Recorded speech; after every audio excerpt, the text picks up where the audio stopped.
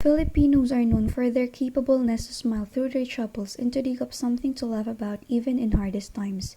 If there is one peculiarity Filipinos are known for aside from being hospitable, it is their aptitudes to be happy and to stay positive no matter what circumstances. This year, the Philippines was entitled the third happiest country in the world by Gallup International.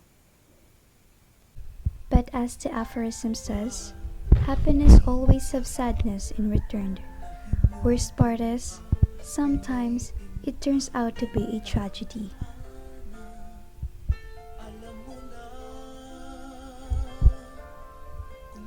In 8th of November 2013, while Philippines' motherland is at peace and serenity, it was widely struck by the deadliest typhoon in the country's history, with the gusts exceeding 305 kilometers per hour.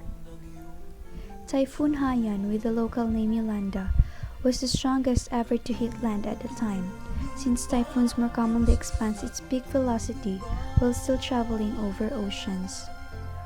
A city of 240,000 people, the Tacloban in the province of Samar Leyte, was drove down by a giant wall of seawater called storm surge. It was estimated to be 7.5 meters high into coastal towns of Tacloban.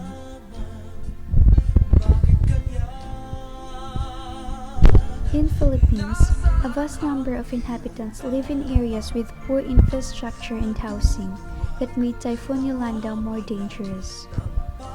Yolanda's destructions left 240,000 people scrabbling and mourning for their families and loved ones that was mutilated and died due to the typhoon. Over 6,000 people lost their lives and over 4.1 million people were left displaced from their homes, displacing over 600,000 people. 6 million people workers were left without means to support their families.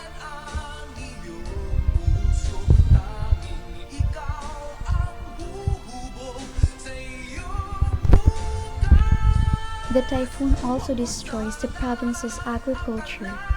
Coconut farms all over the island were devastated and left millions of coconut farmers out of work. Local fisheries were also destroyed by Yolanda that left 1.6 million people unemployed.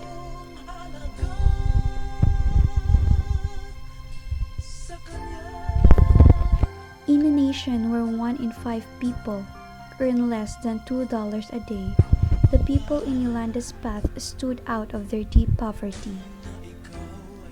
Many of the victims built their homes on the island's narrow coastal plains and lived off subsistence fishing and farming. Haiyan destroyed 1.4 million houses, many of them made of cheap flimsy materials that stood no chance against nature's wrath. In the town of Hermione on Samar Island, where Haiyan made the first of many landfalls, several families were wiped out by a storm surge, and they left their flimsy shacks to ride out the storm at low-lying school built along the coast. Devastation, desolation, and anguish.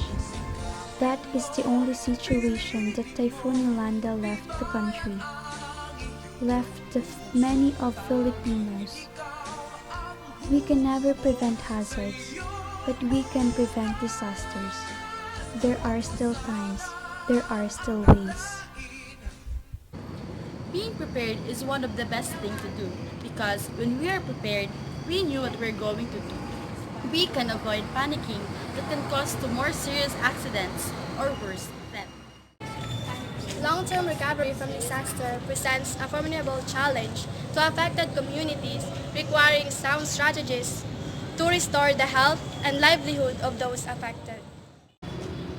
Respond to affected community by providing immediate assistance, assessing damage, continuing assistance, and immediate restorations of devastated infrastructures. Reduce the severity of the human and material damage caused by the disaster. To prevent disasters, stay informed and go to the safest area in your home. Normal and healthy conditions after an illness, so that we need to make something to improve and fast recovery of our society. We make it as one.